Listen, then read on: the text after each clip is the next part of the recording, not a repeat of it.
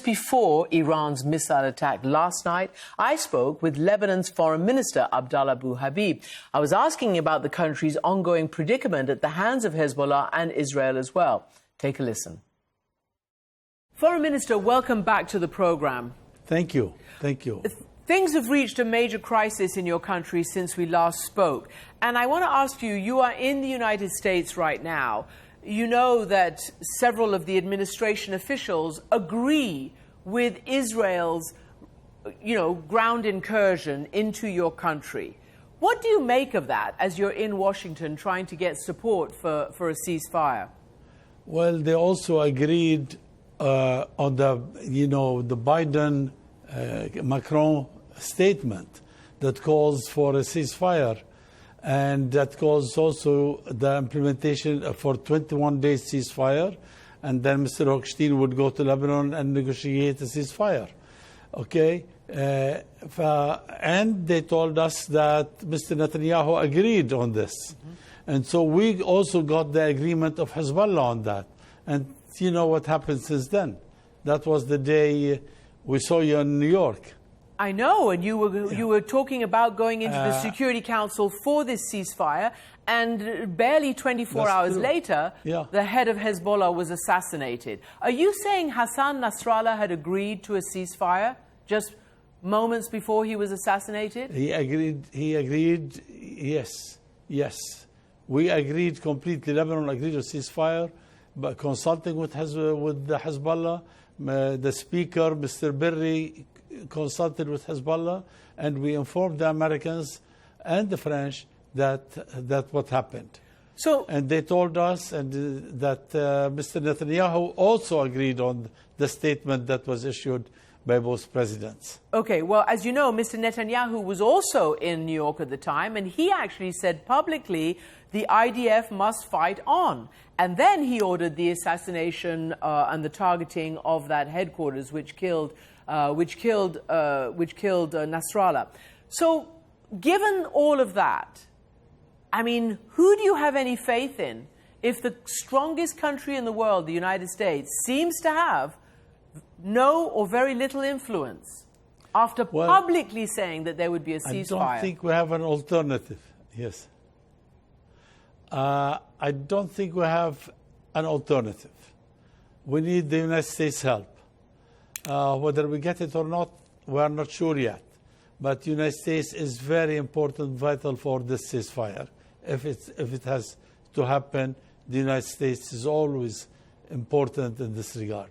One of the issues that you have, obviously, you're a sovereign nation, but you have a separate militia called Hezbollah, a separate army that has been controlling a lot of the military activities, also in parliament, for decades.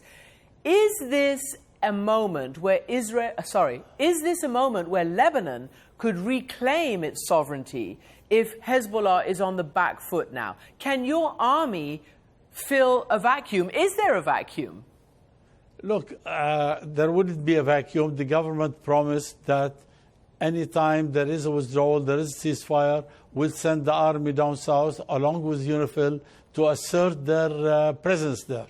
And we'll do that. We're ready to do it anytime there is a ceasefire. But without ceasefire, we don't want to expose our army, our armed forces, to any kind of war, because we have a limited power and we don't want to expose them to any kind of war. And the question about the power of the Lebanese army, I mean, you may have read, your people may have showed you articles in the New York Times, commentary on CNN by our correspondent there, that in this whole crisis, the Lebanese government appears not to be anywhere to be seen. Somebody asked why the government isn't doing more, and this volunteer said there's no government to begin with. The government will only wake up way after this war has ended. Tell me what you say to that. Well, this is a statement. People, when they can't get an answer, sometimes they say it. But let me tell you, we have over 1 million displaced Lebanese and Syrians as well. And more than 100 to 150,000, they went to Syria, which everybody in the Western world were saying Syria is not safe. for Lebanese or for Syrians. You see now Lebanese and Syrians going back to Syria. So we have a lot of things on our hand as a government. Yes, we have said it many times, the Prime Minister has said it many times, that the decision of war was not ours to take. We should take a decision, but we didn't have any cards in the south. And if there is a Hezbollah in the south, a resistance movement, it's because we have occupation.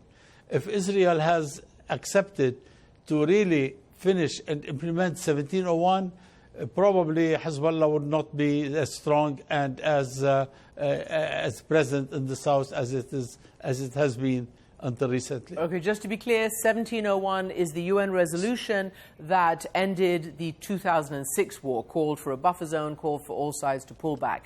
But here's my question. As you know, Hezbollah started firing in Israel on October 8th, after October 7th, in support of Hamas. It was unprovoked in terms of they fired the first volley. And the question is, Israel waited a year before taking this action into its own hand because nobody else stopped Hezbollah. Can you understand that position by Israel, that it had to do something? Well, I don't understand because, I mean, it was a limited one. It was like 2-3 kilometers both sides of the border. It was not a big war. Maybe it is not a government decision anyway. So, but it was a limited war that they undertook. The escalation was always coming from the Israeli side. And now it's a big escalation. And I don't know how it's going to be ending. As you know, you're talking to me. I'm in Washington. So I pray that some kind of peace would come. And I'm working on it. And I'm instructed by my government to work on peace. That's why I'm staying out of the country. Well, that's interesting. You're staying out of the country, I hear, because you can't risk going there and getting stuck if the war comes to the Beirut and closes down the airport. That's right. So let me ask you then, first and foremost, you know that tens of thousands of Israelis have had to be displaced from northern Israel. So for Israel, it's not just a limited thing, it's a bigger thing. But the question I want to ask you is, you've just said limited war. Israel now says its incursion into your country is a limited offensive. Is that what you call it? How do you term what Israel is doing right now?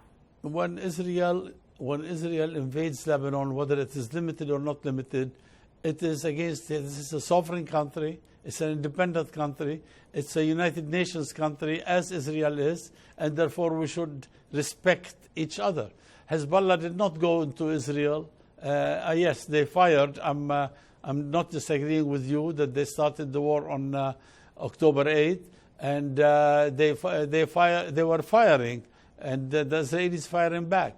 But now there is an incursion, and this is something dangerous.